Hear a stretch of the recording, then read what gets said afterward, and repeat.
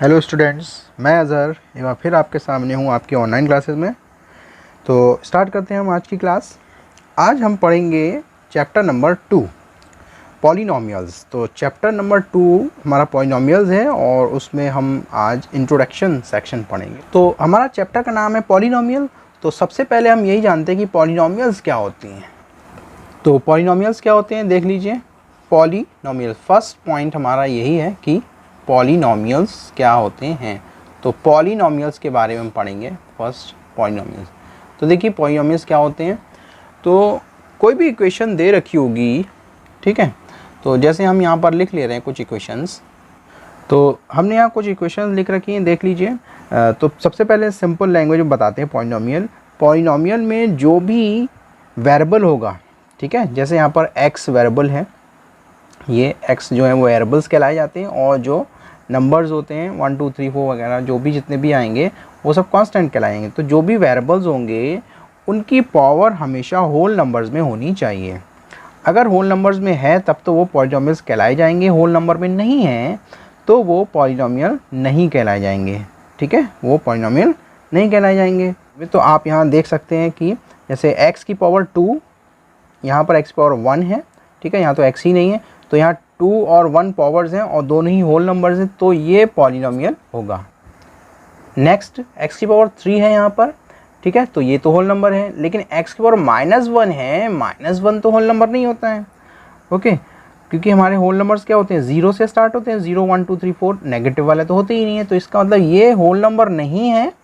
तो जब whole number नहीं है तो ये पॉलिनोमियल भी नहीं होगा, ओके, तो ये पॉलिनोमियल नहीं हुआ। अब आते हैं हम थर्ड नंबर पर।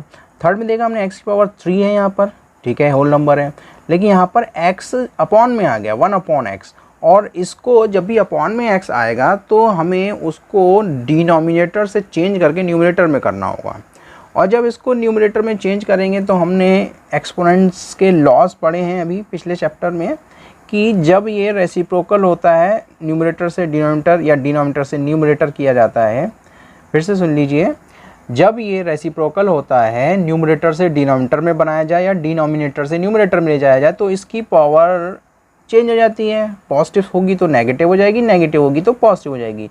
अभी यहाँ हमने देखा इस x की पावर कुछ नहीं है, कुछ नहीं का मतलब 1 होता है, और जब इसको हम ऊपर ले जाएंगे न्यूमरेटर में तो वो -1 बन जाएगी पावर, तो वो इसी के जैसा हो जाएगा। और -1 बनने का मतलब वो एक होल नंबर नहीं रहेगा, वो इंटीजर हो जाएगी उसकी पावर।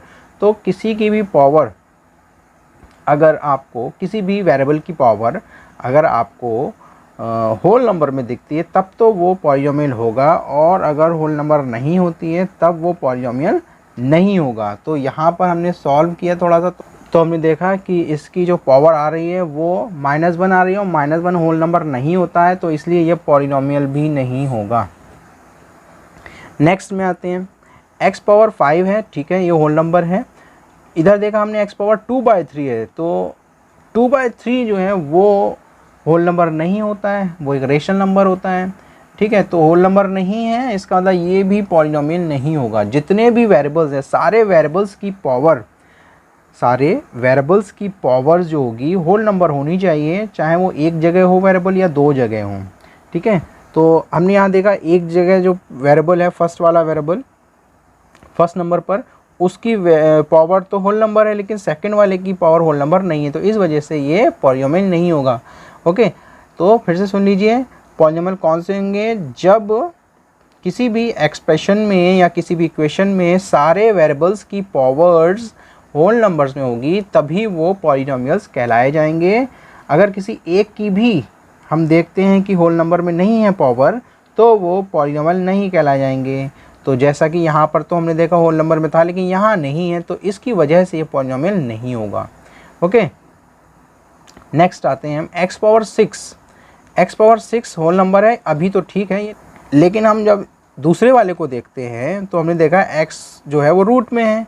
जब रूट में है, रूट को अगर हम चेंज करते हैं तो रूट को पावर में जब लिखा जाता है तो 1/2 पावर होती है, तो 1/2 पावर होगी। इसका मतलब अगर इसको चेंज किया जाए तो रूट x को हम लिख सकते हैं x पावर 1/2, तो x की पावर 1/2 लिख सकते हैं, और 1/2 जो आएगी इसकी पावर वो होल नंबर नहीं है, वो एक फ्रैक्शन आ गया, रेशनल नंबर हो गया।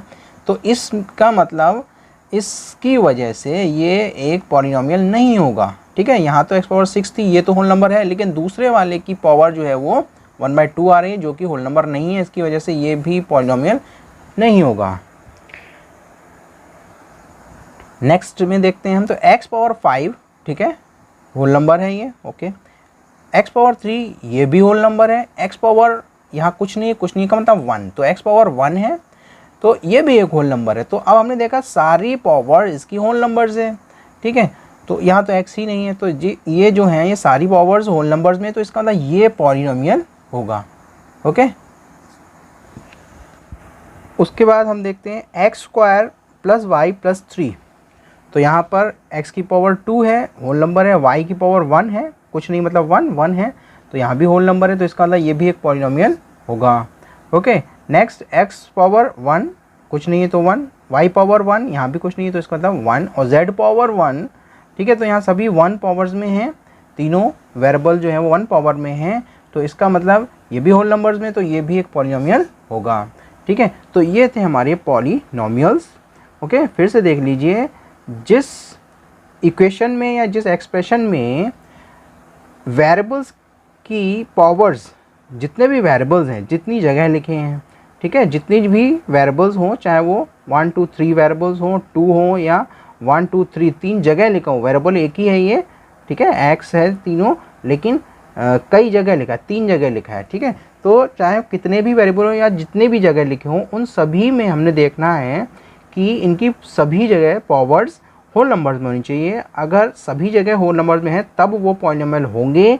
अगर एक भी पावर होल नंबर में नहीं हो, एक भी पावर होल नंबर में नहीं हो मतलब, तो पावर नेगेटिव नहीं होनी चाहिए, अपॉन में नहीं होना चाहिए हमारा वेरिएबल 2, और तीसरी हो जाएगी फ्रैक्शन में नहीं हो, और चौथी बात ये रूट में ना हो, जो भी वेरिएबल हैं वो रूट में नहीं होने चाहिए, ठीक है। अगर ये बातें आपको दिखती हैं तब तक तो वो पॉलिनॉमियल नहीं होंगे।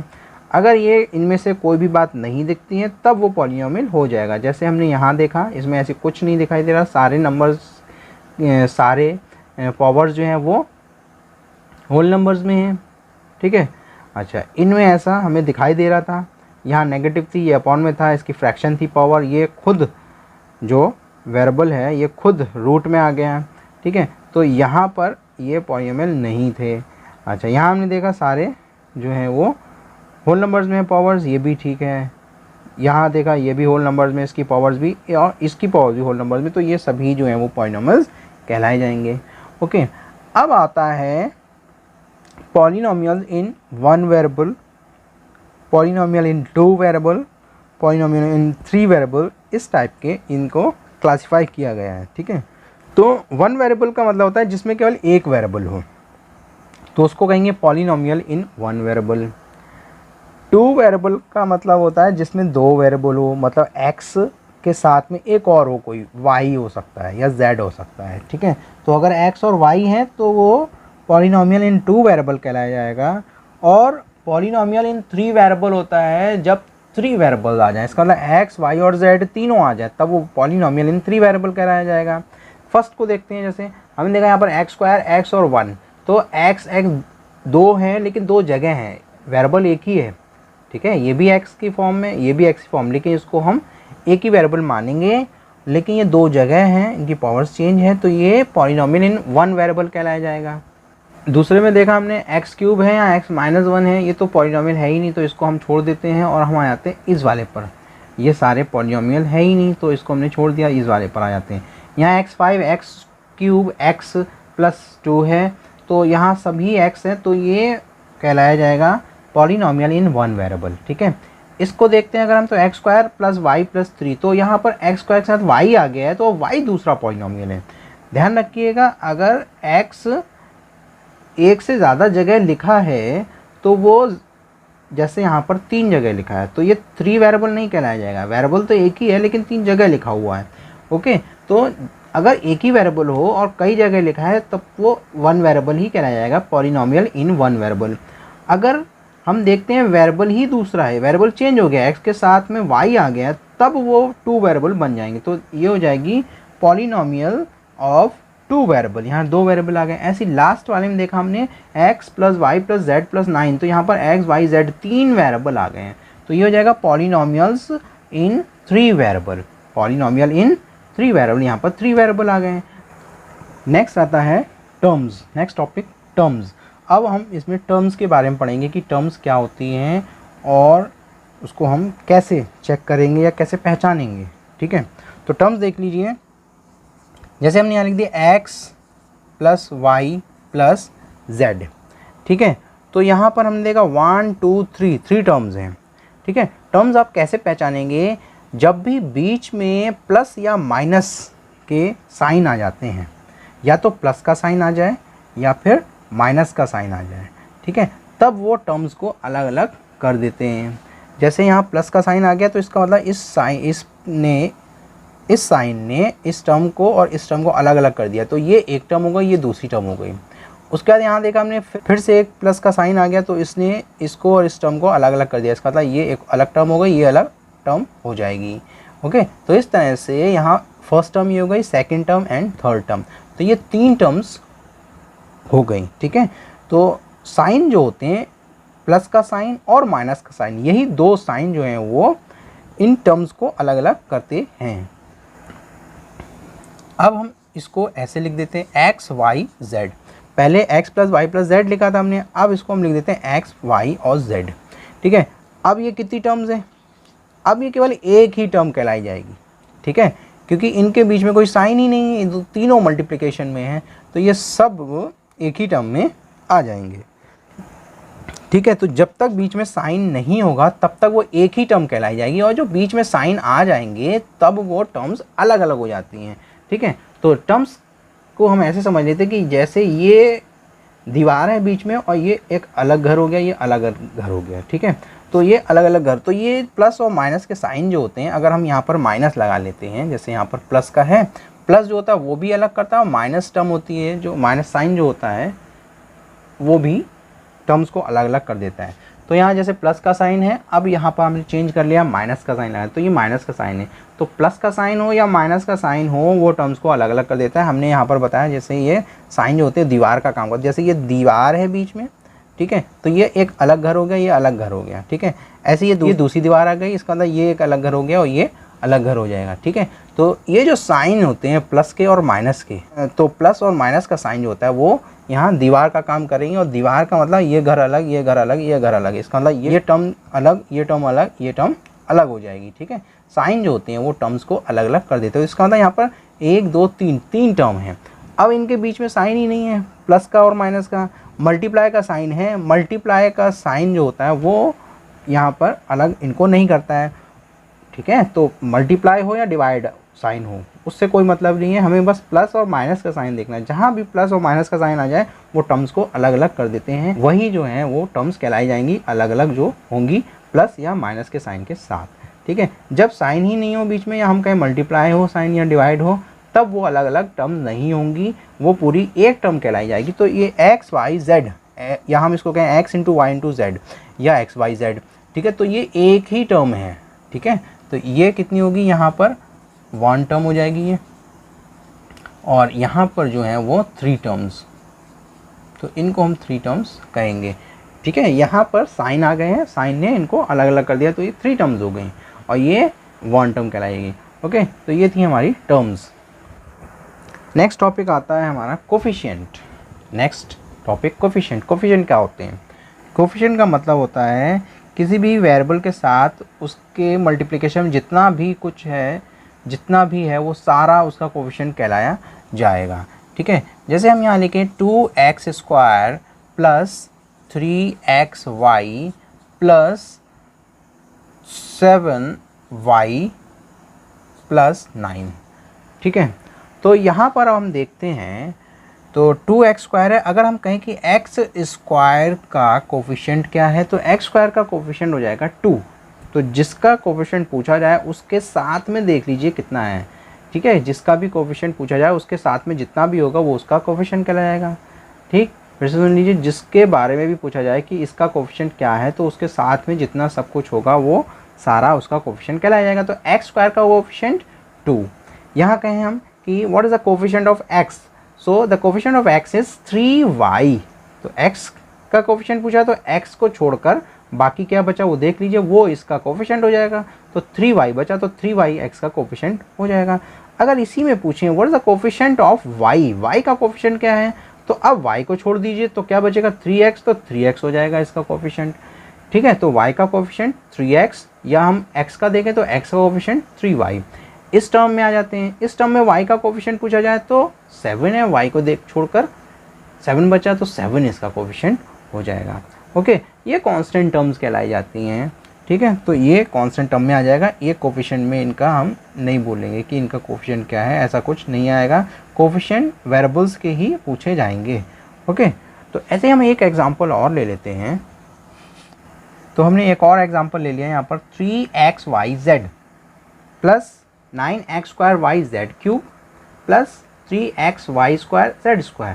तो इसमें 3 टर्म्स हैं, देखिए प्लस और प्लस 2 साइन आ गए, एक टर्म ये हो गई, एक टर्म ये हो गई और एक टर्म ये हो गई। तो 3 टर्म्स यहाँ पर हो गई हैं। तो फर्स्ट टर्म में अगर देखें तो हम कहें कि x का कोफिशिएंट बताइए, तो x का कोफिशिएंट हो जाएगा, x को छोड़ दीजिए बाकी क्या बचा 3yz, तो x का कोफिशिएंट हो जाएगा 3yz। इसी में y का कोफिशिएंट, तो y को छोड़ दीजिए तो क्या बचेगा 3xz, तो y का कोफिशिएंट हो जाएगा 3xz। इसी तरह से z का कोफिशिएंट देखें तो z का कोफिशिएंट हो जाएगा 3xy। ओके, इस टर्म में देखते हैं, यहाँ पूछे एक्स स्क्वायर का कोफिशिएंट बताइए, तो एक्स स्क्वायर को छोड़कर बाकी सारा इसका कोफिशिएंट, तो 9yz³ इसका कोफिशिएंट हो जाएगा।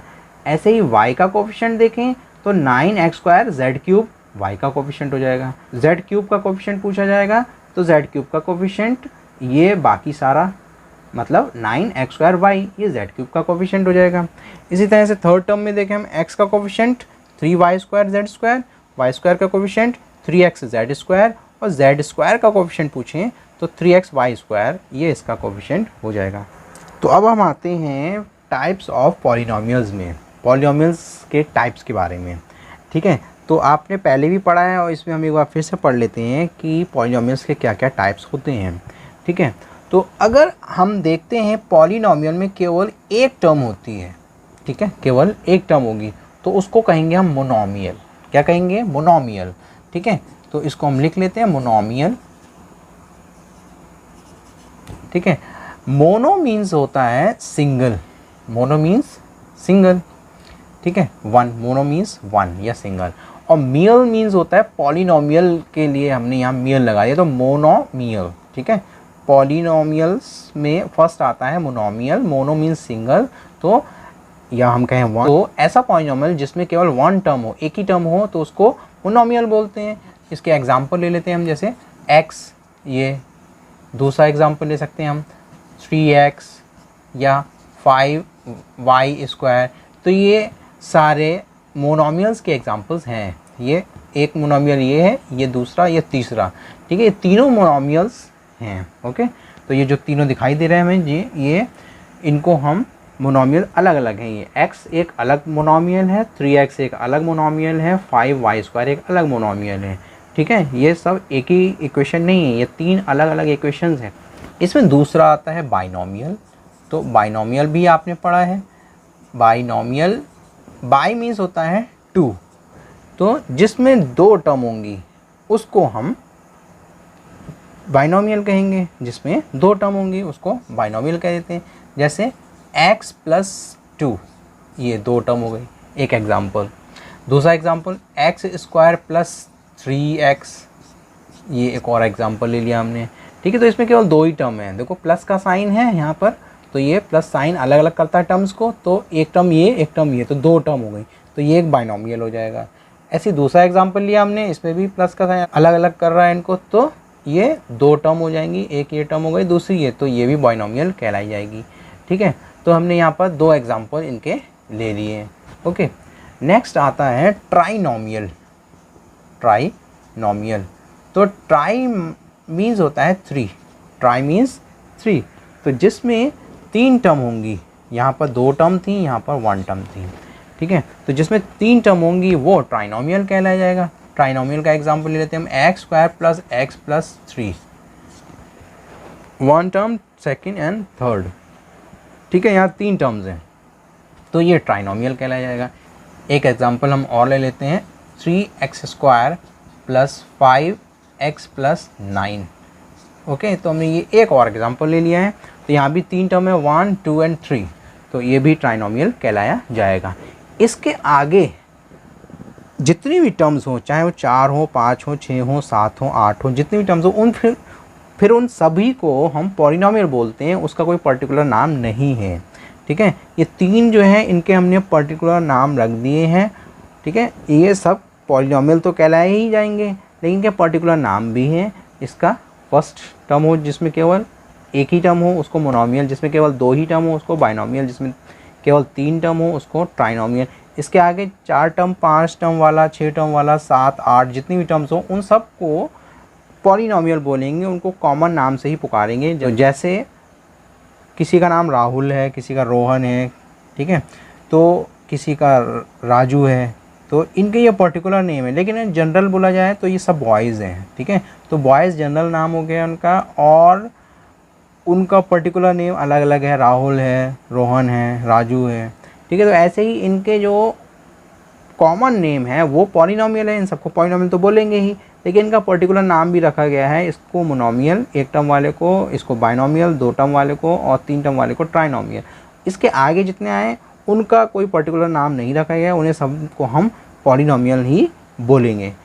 ओके, इसमें एक और आता है जिसको हम कहते हैं कांस्टेंट पॉलिनोमियल, ठीक है। कांस्टेंट पॉलिनोमियल क्या होते हैं वो देख लीजिए।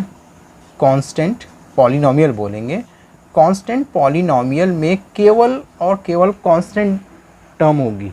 इसका मतलब जैसे 2 है, यहाँ x y z कुछ नहीं होता है, सिर्फ नंबर होता है, कांस्टेंट होता है, तो उसको कांस्टेंट पॉलिनोमियल बोल देते हैं, ठीक है। जैसे यहाँ 2, तो ये एक कांस्टेंट पॉलिनोमियल, मतलब ये मोनोमियल तो है ही, इसको मोनोमियल भी बोलेंगे। मोनोमियल के साथ साथ इसका एक और नाम है कांस्टेंट पॉलिनोमियल, क्योंकि इसमें सिर्फ कांस्टेंट आ रहा है, ठीक है। इसका एग्जांपल और ले सकते हैं हम एक और, ठीक है। तो जैसे मान लिया हमने लिख दिया 7, ठीक है, तो ये भी केवल कांस्टेंट टर्म है, इसमें भी केवल कांस्टेंट है, तो ये मोनोमियल तो है ही, सिंगल टर्म है, एक टर्म है, एक टर्म वाले को मोनोमियल बोलते हैं, इसलिए एक टर्म तो है, लेकिन ये साथ ही साथ इसमें कोई वेरिएबल नहीं है, सिर्फ कांस्टेंट है, इसलिए इसको कांस्टेंट पॉलिनोमियल बोलेंगे। इसके बाद एक और आता है ज़ीरो पॉलिनोमियल, ठीक है।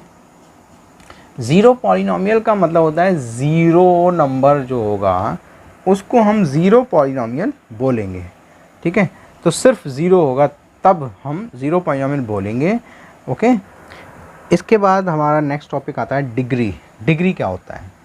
कोई भी पॉलिनोमियल दे रखा है, उसमें जो वेरिएबल की सबसे बड़ी पावर होगी वो इसकी डिग्री कहलाई जाएगी। जैसे यहाँ x की सबसे बड़ी पावर हमने देखा 2 है, यहाँ पर x की पावर 2 है, इस x की पावर 1 है, तो सबसे बड़ी पावर 2 ही, तो इस इक्वेशन की या इस पॉलिनोमियल की डिग्री कहलाई जाएगी 2, तो इसकी डिग्री 2 हो जाएगी, ठीक है। तो फिर से सुन लीजिए, डिग्री क्या होती है? पूरे एक्सप्रेशन में जो सबसे बड़ी पावर होती है, पूरी एक्सप्रेशन में वेरिएबल की सबसे बड़ी पावर जो होगी वो डिग्री कहलाई जाएगी। तो यहाँ पर अब सेकंड वाले में देख लेते हैं हम, x की पावर 3, x की पावर 1, ठीक है, यहाँ x ही नहीं है, तो x पावर 3 और 1 में 3 बड़ा हो गया, तो इसकी डिग्री हो जाएगी 3। तो जो सबसे बड़ी पावर वो उसकी डिग्री कहलाई जाती है। अच्छा, इसमें एक टाइप और आ जाएगा, जैसे x पावर 2 है यहाँ पर, और यहाँ y की पावर 2 इंटू x है, यहाँ हमें 2 दिख रहा है, लेकिन मल्टीप्लाई में एक और वेरिएबल है। जब दो वेरिएबल एक साथ होते हैं मल्टीप्लाई में, ठीक है, टर्म तो एक ही मानी जाएगी, तो इस पूरे टर्म की हमने डिग्री देखना है, पावर देखना है, इस पूरे टर्म की हमें पावर देखना है। तो इसकी पावर 2 और इसकी पावर 1, तो इनको ऐड किया जाएगा, इनकी पावर्स को, तो 2 + 1 3, तो इस पूरे टर्म की पावर 3 आ रही है और यहाँ 2 है, तो इसलिए इसकी डिग्री 3 होगी, ठीक है। तो इसकी डिग्री हो जाएगी 2, फर्स्ट वाले की सबसे बड़ी पावर 2 थी, इसकी डिग्री ये 3 हो जाएगी, ठीक है। अच्छा, यहाँ देखा हमने, यहाँ x स्क्वायर तो है 2 है, यहाँ y की पावर 2 है, लेकिन इसके साथ x है जिसकी पावर हम 1 लिख सकते हैं, जब पावर नहीं होती तो 1, ठीक है। और पावर हम ज़रा प्लस कर लें इसको, तो 2 + 1 3, ठीक है। तो डिग्री निकालने के लिए हम इनकी पावर्स को प्लस करेंगे, फिर से सुन लीजिए, केवल डिग्री निकालने के लिए इनकी पावर को प्लस करेंगे तो 2 + 1 3 हो जाएगा, तो इसलिए इसकी डिग्री 3 हो जाएगी। ठीक है, अब यहाँ देखा हमने x है, x के ऊपर कोई पावर ही नहीं है, कोई पावर नहीं होने का मतलब 1 होता है, तो इसकी डिग्री हो जाएगी 1। ठीक है, तो ये इनकी डिग्रीज कहलाई जाती हैं। फिर से सुन लीजिए एक बार, पूरी पॉलिनोमियल में या पूरी एक्सप्रेशन में, पूरे पॉलिनोमियल में जो वेरिएबल की सबसे बड़ी पावर होगी वो उसकी डिग्री कहलाई जाएगी। ठीक है, अच्छा, पॉलिनोमियल्स जो हमने क्लासिफाई किए थे वो डिग्री के बेस पर कुछ और नाम दिए गए हैं इनको। ठीक है, क्या नाम दिया गया है? अगर डिग्री 1 होती है, अगर किसी पॉलिनोमियल की डिग्री 1 होती है तो उसको कहते हैं लीनियर पॉलिनोमियल। ठीक है, कब कहेंगे? जब डिग्री 1 होगी। अगर डिग्री 2 होगी तो उसको कहते हैं क्वाड्रेटिक पॉलिनोमियल। ओके, अगर डिग्री 3 होती है तो उसको कहते हैं क्यूबिक पॉलिनोमियल। ओके, तो ये इनका क्लासिफिकेशन डिग्री के अकॉर्डिंग है। अगर डिग्री 1 होगी तो उसे लीनियर पॉलिनोमियल या लीनियर इक्वेशन कह सकते हैं। अगर डिग्री 2 होती है तो उसे क्वाड्रेटिक पॉलिनोमियल या क्वाड्रेटिक इक्वेशन कह सकते हैं। और अगर डिग्री 3 होती है तो उसको हम क्यूबिक पॉलिनोमियल या क्यूबिक इक्वेशन कह सकते हैं। ओके, इसके आगे वाली डिग्री भी आ सकती है, 4 आ सकती है, 5, 6, 7, तो वो हाई लेवल की हैं, वो हमारे क्लासेस में नहीं हैं। हमारे 9th और 10th में केवल हमें लीनियर पॉलिनोमियल, क्वाड्रेटिक पॉलिनोमियल्स, बस इतना ही पढ़ने को मिलेगा। और कुछ क्वेश्चन क्यूबिक के भी मिल सकते हैं। ठीक है, 1-2 क्वेश्चन क्यूबिक के मिल जाएंगे, वरना लीनियर और क्वाड्रेटिक ही हमें पढ़ना है 9th और 10th में। ठीक है, इसके आगे जो हैं वो हायर क्लासेस में पढ़े जाएंगे, वो हमें इसमें नहीं पढ़ना है, तो उससे हमें कोई मतलब नहीं है। तो हमें मेन लीनियर क्वाड्रेटिक से मतलब है और कुछ क्वेश्चंस क्यूबिक के मिलेंगे हमें, तो उससे मतलब है। ठीक है, तो हम इतना ही इसमें पढ़ेंगे, आगे नहीं बढ़ेंगे। ओके, तो ये होती है डिग्री, और डिग्री के बेस पर पॉलिनोमियल का क्लासिफिकेशन। ओके, वीडियो को लाइक कीजिए और अपने फ्रेंड्स के बीच शेयर कीजिए और हमारे चैनल को सब्सक्राइब कीजिए। हम जो भी नए वीडियोस अपलोड करेंगे उसकी नोटिफिकेशन सबसे पहले आपको मिलेगी अगर आपने ये चैनल सब्सक्राइब किया है तब, तो इसलिए इस चैनल को सब्सक्राइब कीजिए।